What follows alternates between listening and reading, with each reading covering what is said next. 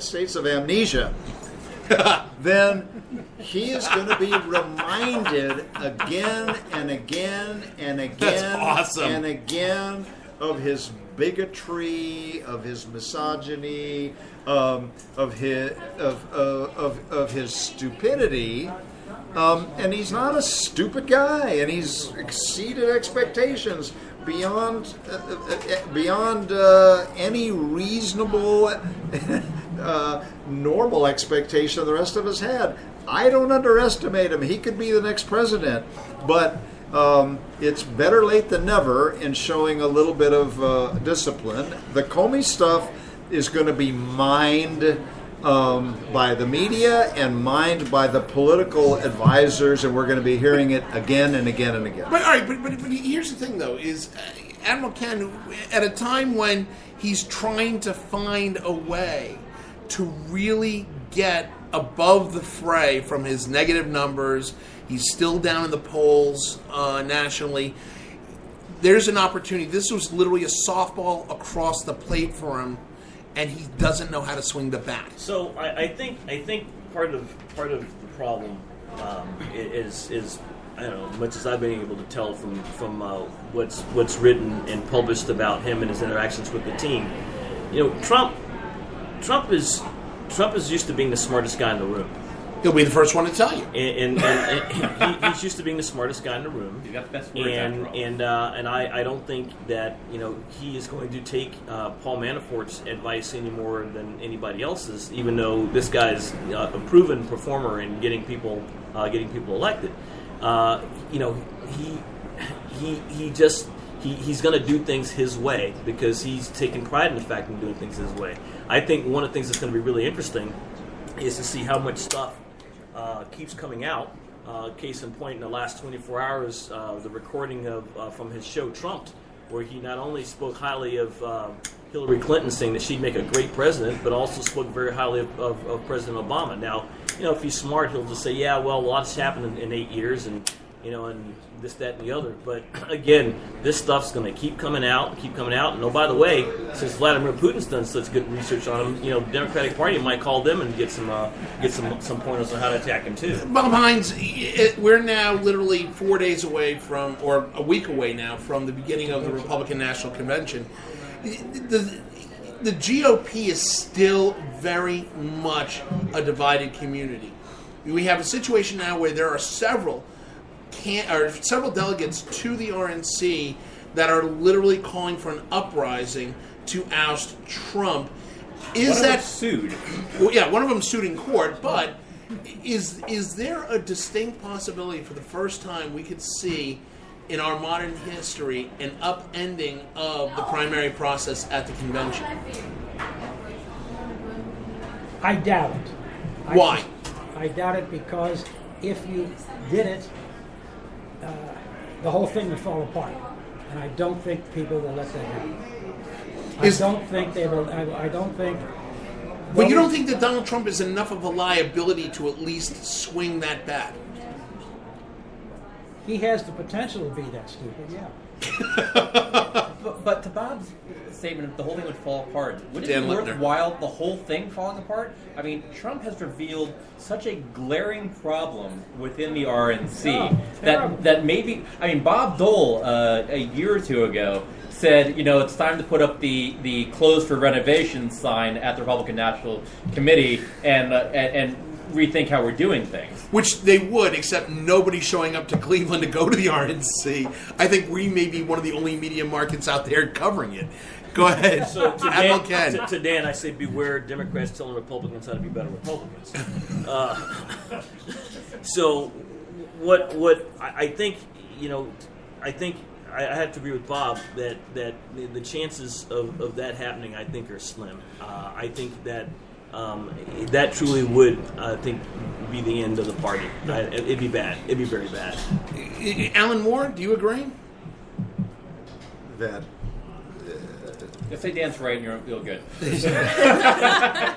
mean, let me rephrase the question. Let me rephrase the question because there's been a lot of noise. Is Is there enough momentum to oust Donald Trump as the nominee? I don't And see would it it. destroy the party? No, I don't. We've already destroyed the party. So I'll take that as Dan's right. That's adequate. you can I'll take destroy it that as a this yes. way, or you can destroy it that way. I don't see it happening. So would I like to see something else emerge? I would like to see something else emerge from both conventions. We're talking about Trump here. Obviously, I'd like some miracle to strike. I'd like Donald Trump to say, I've been thinking about this. I don't really want to be president. I think I've done my part. I've done my part. Here's John I'm gonna- Kasich. I'm going to step aside. That's my golf course. And I'll let you guys take your pick. I don't have a quarrel with what the FBI decided. Dan last week said that the big winner from the FBI report was Bernie Sanders. My feeling was the big loser was Bernie Sanders. My feeling was the big loser was Joe Biden and the Democrats. Because if Hillary had run into a problem and had to step aside, I don't think Bernie would have been the nominee. I think Joe Biden would have been the nominee, and he probably would have had Elizabeth Warren on the ticket with him. That would be a tough ticket. Denise Crap. Folks, if you get a chance, I'm going to put a plug in for somebody. It's Ken Burns. He's done a really fascinating series on the Roosevelts. It was Teddy, Eleanor, Right. and Franklin. And the reason I bring that up is because there was discussion of the election in 1904 and 1908. I realize I'm pulling a Carl Tubin here. But it is pretty relevant of what happened in 1912 with what he did with the Bull Moose Party, and did that destroy the Republican Party? Teddy didn't destroy the Republican Party that he helped build up. But there are some very interesting similarities about what happened in 1912 and what's happening right now. And I encourage you to watch it because in order for the Republican Party to rebuild, they're going to have to seek new leaders. And that's what happened essentially after 1912. And who are the new leaders going to be? And I'm making that assumption that it's not Donald Trump. I think he's going to flame out.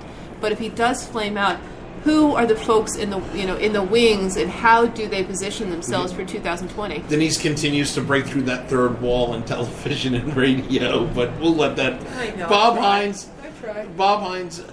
Right now, the RNC. There are low expectations for this upcoming RNC in Cleveland. There's going to be political infighting. There's going to be political intrigue. A lot of people are not going. A lot of senior Republicans are not showing up. Including the governor of Ohio. The great one I love is, I forget who it was, but one of the Republican senators came out and said, "I'm taking my kids to go watch a dumpster fire because it's going to be a lot more. It's going to be a lot more intelligible and a lot more entertaining." That's the worst thing I've heard yet. Which I thought was great, because I actually had somebody text me saying, "Hey, are you coming to the dumpster fire?" The reality, though, Bob, is because there's such low expectations, what possibly good could come out of this convention, if anything? Good question. That's why I'm asking you. Well, what would be good was if the people who are in charge, and I'm not even sure who they are, would get their act together and try to appear to be senior citizens who know what they're doing and know how to do it and get it right. And I don't think that's going to happen. Right. Well, CNN is right now talking about a developing story that's happening here in Washington, D.C. Apparently, Supreme Court Justice Ruth Bader Ginsburg, not exactly the most Republican justice on the Supreme The Court. notorious RPG. Yeah. Ruth Bader Ginsburg came out and made several comments about the candidate Donald Trump, including calling him a faker, accusing him of having a huge ego, and saying he spoke in mirrors, basically. Wait a minute. I have the exact quotes. I read you. On Donald Trump, this is Ruth Bader Ginsburg. Quote, "I can't imagine what this place would be. I can't imagine what the country would be with Donald Trump as our president. For the country, it could be 4 years. For the court, it could be, I don't even want to contemplate that." Unquote. Further, she goes, "Now is the time for us to move to New Zealand." Unquote. Is it appropriate? Is it appropriate for Justice Ginsburg? She was guessing her late husband would have said the New Zealand piece. Okay, probably. She Probably. attributed it. Which, by the way, a place that she loved going with, ironically, Anthony Scalia. They love New Zealand. But Alan, is it appropriate for Justice Ginsburg to make those comments in So public? it is not. Should she be censored for that? No, she's in her 80s. When you're Is she the crazy old aunt of the court? Well, Bob, you're a couple more years. You can say whatever you want. She doesn't want to be, and she shouldn't be thought of that way. When you get older and have your opinions and you say, "What the heck? I have nothing to lose. I can share them." But the problem is, and even some of the Democrats have said, "Yeah, I don't think it's appropriate for a justice to be speaking that way." If we have another Bush v. Gore situation in this election, would she have to recuse herself? Does she recuse herself? No. You don't have to ever. You don't ever have to recuse. There are times when you should recuse. But, should and have to are two different things. Right. I don't expect that she would. I don't see recusals except when somebody worked on that. I can't imagine that constitutional crisis. Worked on a case in the past, or has a financial interest, and so. But it creates this question, and what we don't need is to further deepen the sense that justices have powerful political leanings which can affect their thinking and their decision making. And that's the risk here. Bob Hines, you've been around this political scene for many decades. Have you ever seen a justice come out this openly on a presidential candidate? Is it? No, I have not. Yes. Okay, hold on. I'm asking Bob. I'll get to you, Jedi. Hold on. I have not. I think I was amazed to see such a blunt statement. I mean, and by the way, the New Zealand Tourism Board loves her now.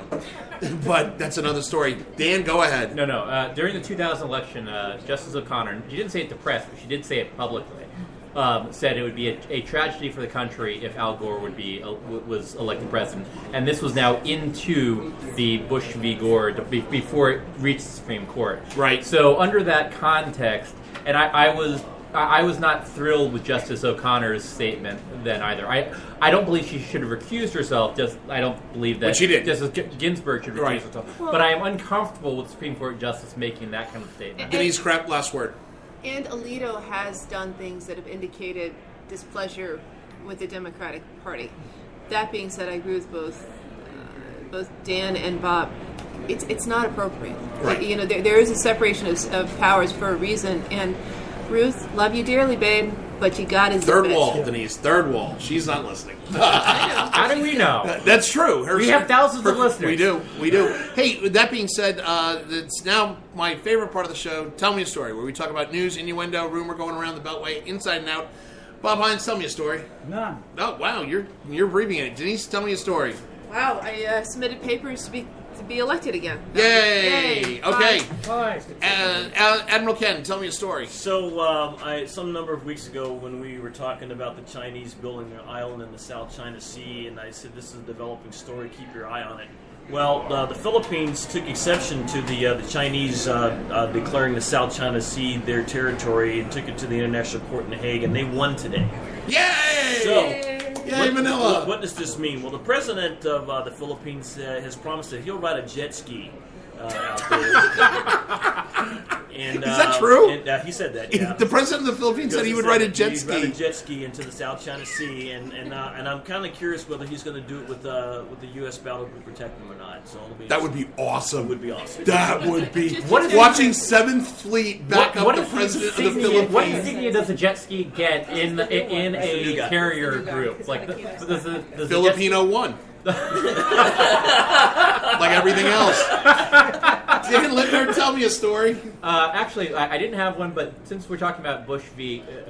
Gore and the Supreme Court Justice, a few years ago, when I was an instructor for the National Youth Leadership Council, I got the opportunity to listen to then Justice Souter speaking about various different issues to this group of high school students. And somebody did actually ask the question about Bush v. Gore, something that I was intimately involved with. I was actually the official Democratic Party observer in the count room in Miami-Dade County on Election Day 2000. How'd that work out? But listening to It's not on his resume. Oh yeah. Oops. listening to Justice Souter speak, and as far as what the